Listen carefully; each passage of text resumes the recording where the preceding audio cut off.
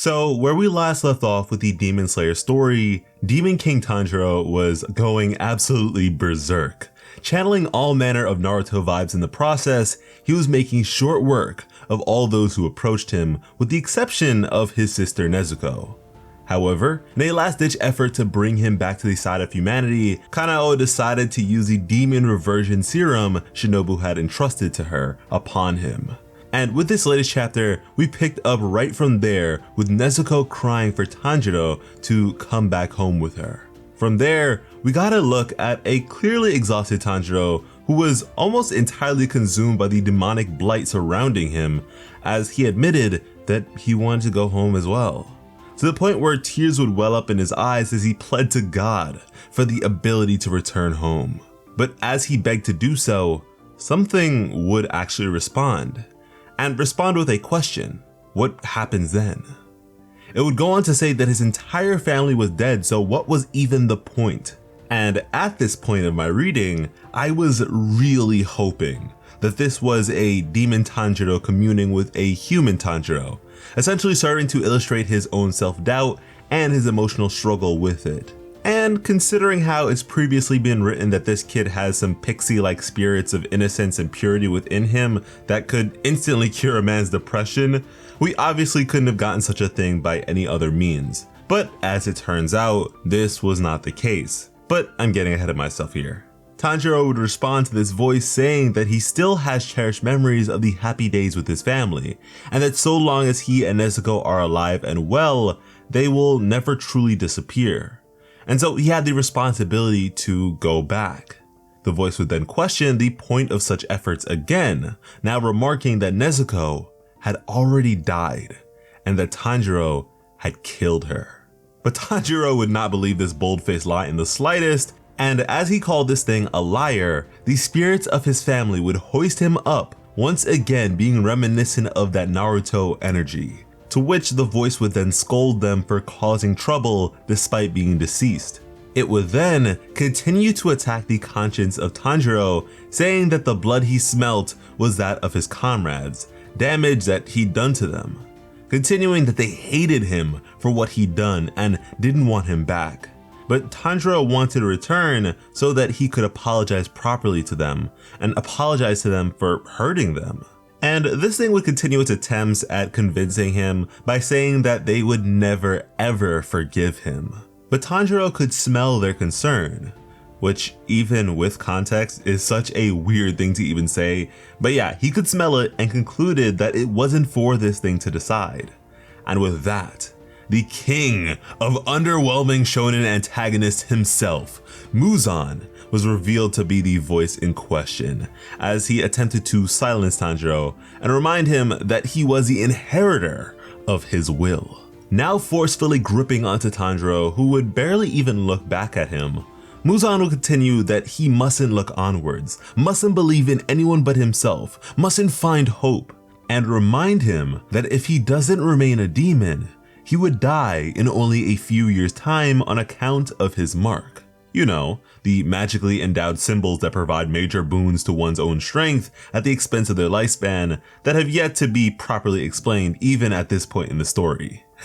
But even still, Tanjiro may not be a Yorichi or anything like that, but seeing as how he is the only modern practitioner of sun breathing, it may not be too far outside of the realm of possibility to believe that he would be able to live beyond the allocated lifespan of a mark possessor just as Yorichi had. But anyways, Muzan continued trying to convince Tanjiro to embrace everlasting life, but Tanjiro would continue to refuse, instead desiring to die as a human. He didn't want to live forever, and he just wanted to return to those he held dear. From there, Muzan would attempt to guilt Tanjiro and have him wallow in sorrow, as he called him scum for seeking to survive after so many had died, shaming him for seeking to live after not losing anything. And of all things, this is what got Tanjiro to slightly waver visually. It wasn't exactly a major response, but yeah, it looks like this got to him.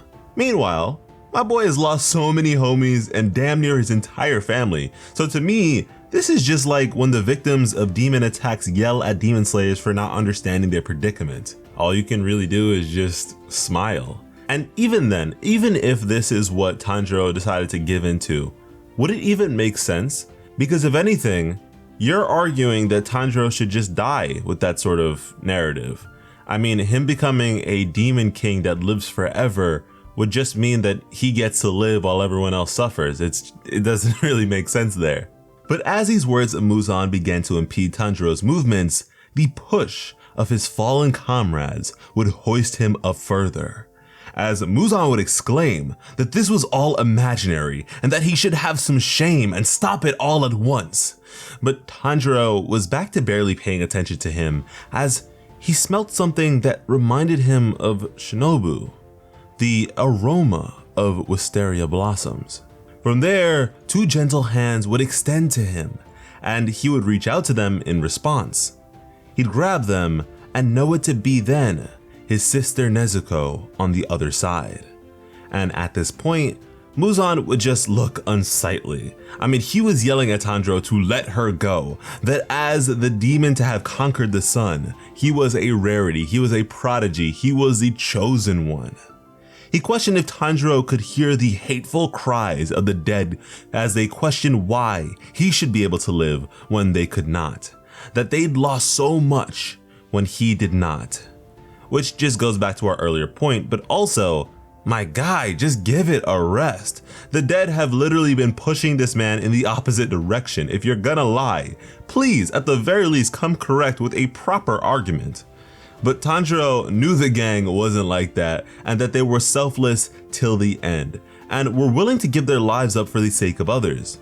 People that, despite having sadness in their own hearts, protected the hearts of others so they wouldn't have to bear the same pain.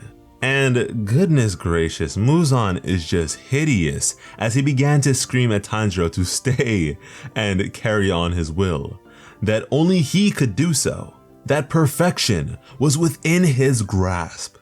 But with the guiding hands of his loved ones, the words of Muzan fell on Tanjiro's deaf ears.